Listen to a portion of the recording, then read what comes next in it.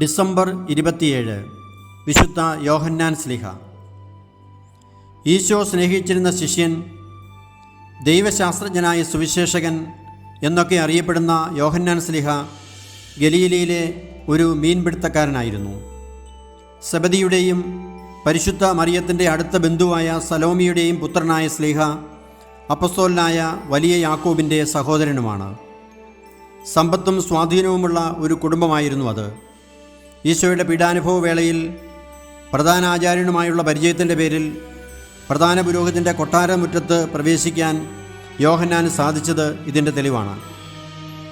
ഈശോയുടെ ശിഷ്യത്വം സ്വീകരിക്കുന്നതിന് മുമ്പ് യോഹന്നാൻ ശ്ലീഹ സ്നാപക യോഹന്നാൻ്റെ ശിഷ്യനായിരുന്നു. ഒരു ദിവസം സ്നാപക യോഹന്നാനോട് ഒപ്പമായിരിക്കുമ്പോൾ ഈശോയെ ചൂണ്ടിക്കാണിച്ചുകൊണ്ട് സ്നാപകൻ യോഹന്നാനോടും അന്ത്രയോസിനോടും പറഞ്ഞു, ഇതാ ദൈവത്തിൻ്റെ കുഞ്ഞാട്. തുടർന്ന് അപ്പോൾ തന്നെ ഈശോയോടൊപ്പം പോയ അവർ അന്ന് ഈശോയോടൊപ്പമാണ് താമസിച്ചത്. പിന്നീട് ഗലീലി കടൽ തീരത്ത് വെച്ചാണ് ഈശോ യോഹന്നാനെ തൻ്റെ ശിഷ്യത്വത്തിലേക്ക് വിളിച്ചത്. പരസ്യജീവിതകാലത്ത് പ്രധാനപ്പെട്ട ശിഷ്യരായി ഈശോ കൂടെ കൊണ്ടു നടന്ന 3 പേരിൽ ഒരാളാണ് യോഹന്നാൻ ശ്ലീഹ. ഗെയ്റോസിൻ്റെ മകളെ ഉയർപ്പിച്ചപ്പോഴും, താബോർ മലയിൽ രൂപാന്തരപ്പെട്ടപ്പോഴും, ഗത്സമനിയിൽ പ്രാർത്ഥിച്ചപ്പോഴും യോഹന്നാൻ ശ്ലീഹ ഈശോയോടൊപ്പം ഉണ്ടായിരുന്നു. ഈശോ പരിശുദ്ധ കുർബാന സ്ഥാപിച്ച പെസഹ വിരുന്നിൽ അതൊരുക്കാൻ നിയോഗിക്കപ്പെട്ടവരിൽ ഒരാൾ ഈശോയുടെ പ്രിയപ്പെട്ട ഈ ശിഷ്യനാണ്. അന്ത്യ അത്താഴവേളയിൽ ഈശോയുടെ മാറിൽ ചാരിക്കിടന്ന യോഹന്നാൻ ശ്ലീഹയാണ് ഈശോയുടെ മരണസമയത്ത് കുരിശിൻ ചുവട്ടിലുണ്ടായിരുന്ന ഏക ശിഷ്യൻ. കുരിശിൻ ചുവട്ടിൽ വെച്ച് പരിശുദ്ധ മറിയത്തിൻ്റെ സംരക്ഷണം ഈശോ യോഹന്നാൻ ശ്ലീഹായെ ഏൽപ്പിച്ചു. ഈശോ ഉദ്ധാനം ചെയ്തു എന്ന മഗ്ദല മറിയത്തിൻ്റെ വാക്കുകേട്ട് കല്ലറയിങ്കിലേക്ക് ഓടിയ യോഹന്നാൻ ശ്ലീഹ ശൂന്യമായ കല്ലറ കണ്ട് ഉദ്ധാനത്തിന് സാക്ഷിയായി. തുടർന്ന് മറ്റു ശിഷ്യരോടൊപ്പം തിബോരിയോസ് കടലിൽ മീൻ പിടിക്കുമ്പോൾ അവിടേക്ക് വന്ന ഉദ്ധിതനായ ഈശോയെ തിരിച്ചറിഞ്ഞ് അത് കർത്താവാണ് എന്ന് വിളിച്ചു പറഞ്ഞതും യോഹന്നാൻ ശ്ലീഹ തന്നെയാണ്.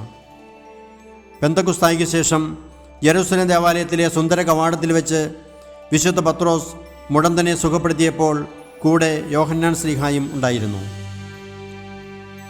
ഈശോയുടെ മരണശേഷം യോഹന്നാൻ ശ്ലീഹായോടൊപ്പം ഒലിവുമലയിലേക്ക് സമീപമുള്ള ശ്ലീഹായുടെ ഭവനത്തിലാണ് പരിശുദ്ധ മറിയം താമസിച്ചത്. അവിടെ താമസിച്ചുകൊണ്ട് ജെറുസലേമിലും യൂദയായിലും സമരിയായിലും ചുറ്റുപാടുമുള്ള പ്രദേശങ്ങളിലുമെല്ലാം ശ്ലീഹ സുവിശേഷം പ്രസംഗിച്ചു. ആദിമസഭയുടെ നെടുന്തൂണുകളായി പ്രവർത്തിച്ചത് പത്രോസും യാക്കോബും യോഹന്നാനുമാണ്. നീറോ ചക്രവർത്തിയുടെ ഭരണകാലത്ത് ക്രിസ്ത്യാനികൾക്കെതിരെയുള്ള പീഡനം ശക്തമായപ്പോൾ യോഹന്നാൻ ശ്ലീഹ പരിശുദ്ധ അമ്മയോടൊപ്പം എഫേസൂസിലേക്ക് താമസം മാറ്റി. പത്രോസ്, പൗലോസ് ശ്ലീഹന്മാരുടെ രക്തസാക്ഷിത്വത്തിന് ശേഷം യോഹന്നാൻ ശ്ലീഹ എഫേസൂസിൽ താമസിച്ചുവെന്ന് ശ്ലീഹയുടെ ശിഷ്യനായ പോളികാർപ്പിൻ്റെ ശിഷ്യൻ വിശുദ്ധ എരണേവൂസ് സാക്ഷ്യപ്പെടുത്തുന്നു. എഫേസൂസിൽ സ്ഥിരതാമസമാക്കിയ യോഹന്നാൻ ശ്ലീഹ ചുറ്റുപാടുമുള്ള പ്രദേശങ്ങളിലെല്ലാം തീഷ്ണതയോടെ സുവിശേഷം പ്രസംഗിച്ചു. ഇടിമുഴക്കത്തിൻ്റെ പുത്രൻ എന്ന് ഈശോ യോഹന്നാൻ ശ്ലീഹായെ വിളിച്ചത് അദ്ദേഹത്തിൻ്റെ തീഷ്ണതയെ സൂചിപ്പിക്കുന്നു എന്നാണ് പണ്ഡിതമതം. തൻ്റെ ശുശ്രൂഷകളിലൂടെ ശ്ലീഹ 7 സഭകൾ സ്ഥാപിച്ചു. ഈ സഭകൾക്ക് എഴുതിയ കത്താണ് നമ്മൾ വെളിപാട് പുസ്തകത്തിൽ കാണുന്നത്. എഫേസൂസിൽ വെച്ച് ഡയാന ദേവതയുടെ പുരോഹിതനായ അരിസ്റ്റേദേവൂസ് യോഹന്നാനെ വെല്ലുവിളിച്ചുകൊണ്ട് അദ്ദേഹത്തിന് വിഷം നൽകുകയുണ്ടായി. എന്നാൽ വിഷം കഴിച്ചതിന് ശേഷവും വിശുദ്ധന് യാതൊരു അപകടവും സംഭവിച്ചില്ല. തുടർന്ന് ആ വിജാതീയ പുരോഹിതൻ മാനസാന്തരപ്പെട്ടു. ക്രിസ്തുവർഷം 95 ഡൊമീഷ്യൻ ചക്രവർത്തി യോഹന്നാൻ ശ്ലീഹായെ റോമിൽ വിളിച്ചു വരുത്തി പീഡിപ്പിച്ചു.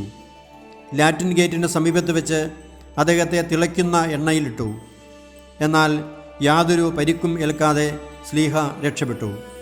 തുടർന്ന് ചക്രവർത്തി അദ്ദേഹത്തെ പാത്മോസ് ദ്വീപിലേക്ക് നാടുകടത്തി. 1 വർഷത്തെ അവിടുത്തെ താമസത്തിനിടയിലാണ് യോഹന്നാൻ ശ്ലീഹ വെളിപാട് ഗ്രന്ഥം എഴുതിയത്. ഡൊമീഷ്യൻ ചക്രവർത്തിയുടെ മരണശേഷം ശ്ലീഹ വീണ്ടും എഫേസൂസിൽ തിരിച്ചെത്തി. തുടർന്ന് എഫേസൂസിൽ വെച്ചാണ് അദ്ദേഹം സുവിശേഷവും 3 ലേഖനങ്ങളും എഴുതിയത്. 94 വയസ്സുവരെ യോഹന്നാൻ ശ്ലീഹ ജീവിച്ചു. പ്രായാധിക്യത്താൽ നടക്കാൻ വയ്യാതായപ്പോൾ ക്രിസ്തീയ കൂട്ടായ്മയിലേക്ക് അദ്ദേഹത്തെ എടുത്തുകൊണ്ടുവരുമായിരുന്നു. ശ്ലീഹ എപ്പോഴും ആവർത്തിച്ചുകൊണ്ടിരുന്നത് ഒരു കാര്യമാണ്: എൻ്റെ കുഞ്ഞുമക്കളെ, പരസ്പരം സ്നേഹിക്കുവിൻ. എന്തുകൊണ്ടാണ് എപ്പോഴും ഇത് തന്നെ പറയുന്നത് എന്ന് ചോദിച്ചാൽ അദ്ദേഹം ഇങ്ങനെ പറയും: ഇത് കർത്താവിൻ്റെ വാക്കുകളാണ്, ഇത് പാലിച്ചാൽ എല്ലാമായി. ട്രാജൻ ചക്രവർത്തിയുടെ 3-ാം ഭരണവർഷം ക്രിസ്തുവർഷം 100-ൽ എഫേസൂസിൽ വെച്ച് 94-ാമത്തെ വയസ്സിൽ യോഹന്നാൻ ശ്ലീഹ സ്വർഗത്തിലേക്ക് യാത്രയായി. യോഹന്നാൻ ശ്ലീഹ പരിശുദ്ധ അമ്മയോടൊപ്പം താമസിച്ച എഫേസൂസിലെ ഭവനം ഇന്ന് ഒരു തീർത്ഥാടന കേന്ദ്രമാണ്.